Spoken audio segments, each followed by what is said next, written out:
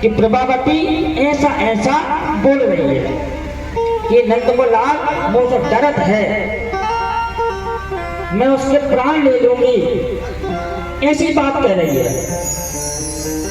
तो ठाकुर जी कहते अच्छा हमको चुनौती दे रही है, हमको वह प्रभावती चुनौती दे रही है। तो अब ठाकुर जी बोले अगलो धावा आके ही घर मारेंगे, अगलो धावा आके ही घर मारेंगे।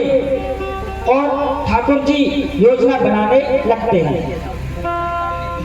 जो प्रभावती का जो देवक था ठाकुर जी उसको भ्रमित करके अपनी ओर कर लेते हैं और उससे कहते हैं कि जब प्रभावती अच्छा मक्खन निकाले और वह घर पर ना हो तो ये आकर हमें बता देना। अब एक दिन प्रभावती अच्छा मक्खन निकालती है और उसको छींके पर टांग देती है और मटकी लेकर जमुना जी जाती है जल भरने के लिए। तो प्रभावती यमुना जल भर में गई तो ठाकुर जी ने उसके घर पर धावा बोल दो और सभी ग्वालवाल वहां प्रवेश कर गए। 4 3 2 1 ऐसी बनाकर सीढ़ी और चढ़ गए और मक्खन सभी को पवाते हैं। सभी ग्वालवाल मक्खन खाते हैं, उनके साथ बंदर भी थे तो बंदरों को भी मक्खन पवाते हैं। सभी का उदर भर जाता है मक्खन खा के। ठाकुर जी का उदर भी भर गया, ग्वाल सखाओं का भी भर गया, बंदरों का भी भर गया। किंतु प्रभावती के घर इतना मक्खन था कि वह पूर्ण नहीं हुआ, बच गया फिर भी। तो ठाकुर जी ने सोचा क्या करना चाहिए, तो पूरा मक्खन उठा करके और उड़ेल दिया और पूरे घर में जैसे चौका लगाते हैं वैसे लीप दिया पूरे घर को मक्खन से। प्रभावती का पूरा घर मक्खन से लीप दिया और ठाकुर जी वहां से चले गए।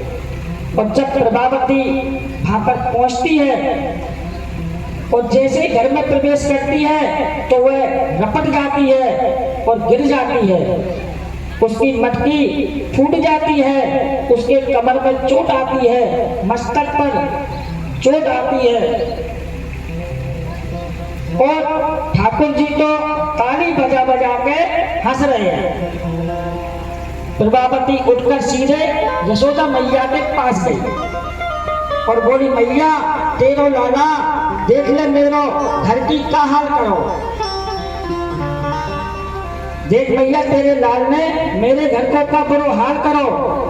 तो यशोदा मैया क्या कहती हैं, तुम्हें तो सारे दिन कछु काम ना है, बस मेरे लाला के पीछे ही पड़ी रहो, मेरे लाला की शिकायत करो, काउ दिन रंगे हाथ पकड़ो बाय तो मेरे पास पकड़ के लाओ तो मैं मानूंगी, तो तुम सत्य बोल रही हो।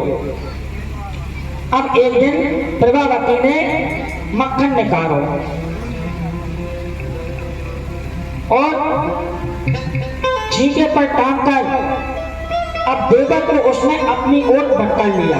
जो उसका प्रभावती का देवर था जो कि श्री कृष्णचंद्र का सखा था, उसने प्रभावती ने अपनी ओर कर लिया उसको और उससे कहा कि आज मैंने अच्छा मक्खन निकाला है और मैं अब जमुना जी जा रही हूँ पानी भरने के लिए, और छींके पर टांग दिया और वह वहीं छुपकर बैठ गई। तो देवर ने ये जाकर सारी बात कान्हा जी को बताई तो वह उसके घर प्रवेश कर जाते हैं और प्रभावती के घर फिर पहुंच जाते हैं। और जैसे ही उन्होंने सीढ़ी बनाकर मटकी पर छींके पर चढ़ते हैं, तभी प्रभावती एक डंडा लेकर हाथ में निकल आती है और सभी ग्वाल वालों को मारती है तो सभी भाग जाते हैं और ठाकुर जी चीखे पर टंगे ही रह जाते हैं।